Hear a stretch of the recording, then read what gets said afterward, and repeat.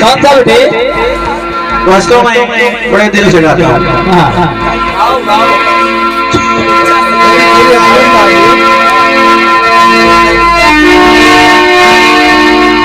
गाया भोजपुर वालों ने। क्या बेटे? कहे इतना रोवा तारू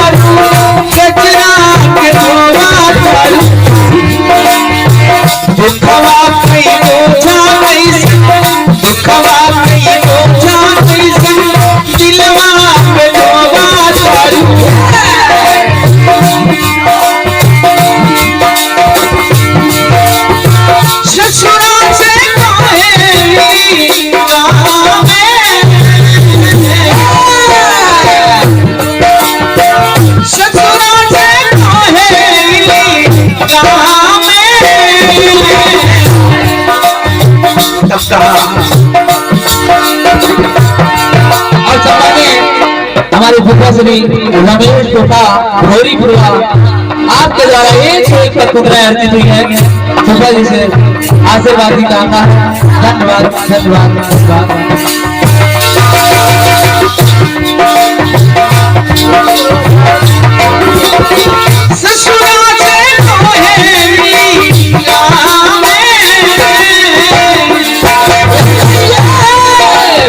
लाइन एक बदल जाती है।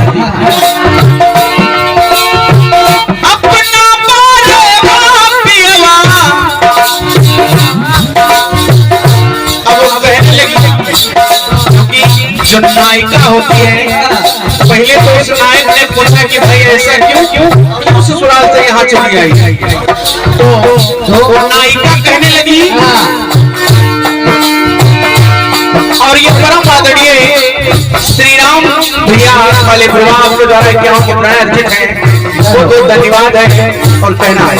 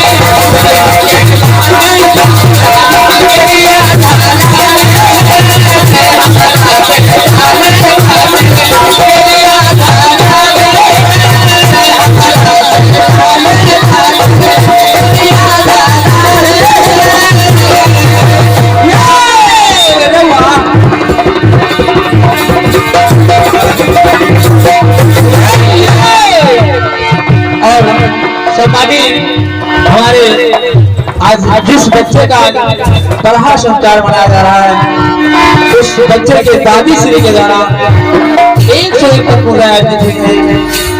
आदि से आशीर्वाद की कामना है। धन्यवाद धन्यवाद।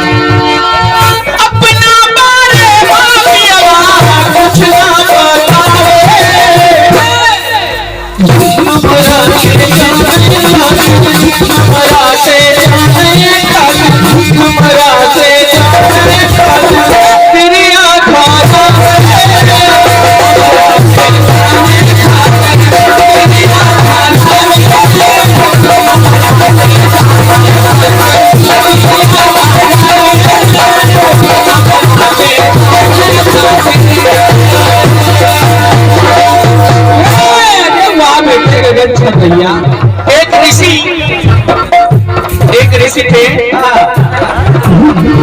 क्योंकि समुद्र मंथन जब हुआ था तो तमाम चीजें निकली थी। एक नारी निकली थी जिसका नाम था लक्ष्मी।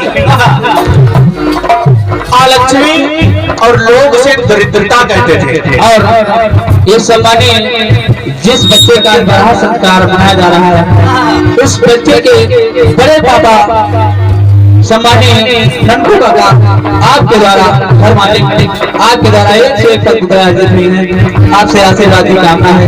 धन्यवाद धन्यवाद धन्यवाद।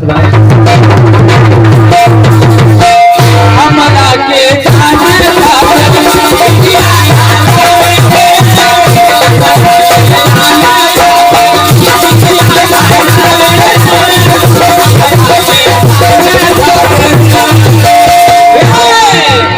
समुद्र मंथन में भारी तमाम हाथी घोड़ा, यहाँ तक कि लक्ष्मी माता भी निकली थी और एक लक्ष्मी माता की बड़ी बहन निकली थी लक्ष्मी, जिनका नाम दरिद्रता था। दरिद्रता जब निकली तो उनसे कोई विवाह नहीं कर रहा था। अब एक ऋषि आए जिनका नाम था दूसरा ऋषि, उन्होंने विवाह कर लिया, लेकर चले गए।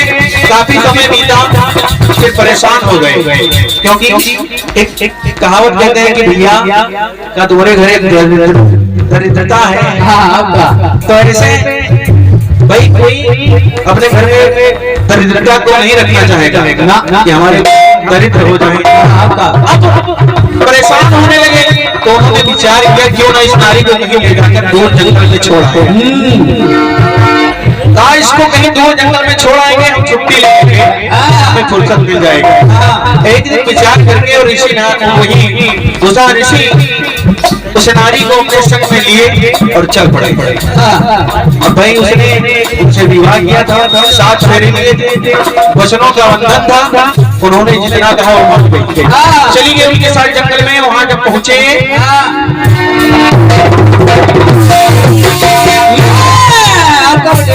एक पेड़ के नीचे उस नारी को खड़ा कर दिया और आदेश दे दिया कि जब तक मैं लौट कर नहीं आऊंगा तुम यहीं पे खड़ी रहना। अब वो नारी खड़ी इंतजार कर रही है और वो जो दूसरा ऋषि थे और सम्मानीय बड़े भैया नवमीलाल भैया आपके द्वारा 51 का मुद्रा अर्जित हुए हैं। भैया इसे आशीर्वाद की कामना है। धन्यवाद। उस नारी को जब ऐसा आदेश दे दिया तो भाई पति की बात जो होती है उसे मानना पड़ता है। और सम्मानीय बड़े भैया संतोष कुमार विसायधा आपके द्वारा 101 का मुद्रा अर्जित हुई है। भैया इसे आशीर्वाद की कामना। अब पति की बात को मान गई। और सम्मानीय बड़े भैया रामदयाल भैया और बैठू भैया इसी गांव के आपके द्वारा 51 का मुद्रा अर्जित हुई है। अब दूसरा ऋषि उसे कह दिया कि इस पेड़ के नीचे तुम खड़ी रहना और अपना एक गुफा में घुसे और दूसरे रास्ते से निकल गए। वापस नहीं आए। काफी समय बीत गया, वो नहीं लौटे तो खड़ी रो रही थी। उसी रास्ते से नारद ऋषि जब निकले तो देखा एक नारी अकेली खड़ी रो रही है। तो पास में गए और पूछा, पास में जाकर कहा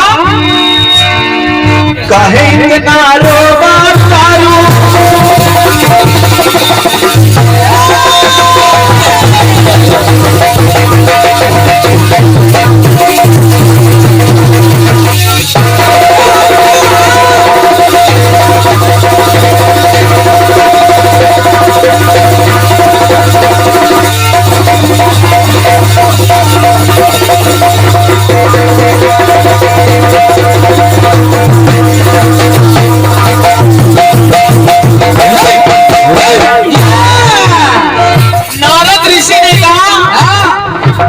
अकेली नारी से पूछा, कहे इतना रोवा तारू, मुखड़ा के धोवा तारू। ये अकेली खड़ी काहे अपने मुख को भिगो रही हो? आखिर क्यों, क्या बात है? कहे इतना रोवा तारू, मुखड़ा के धोवा तारू। मंगिया माँ से दुआ तोरे अकेली का धोवा।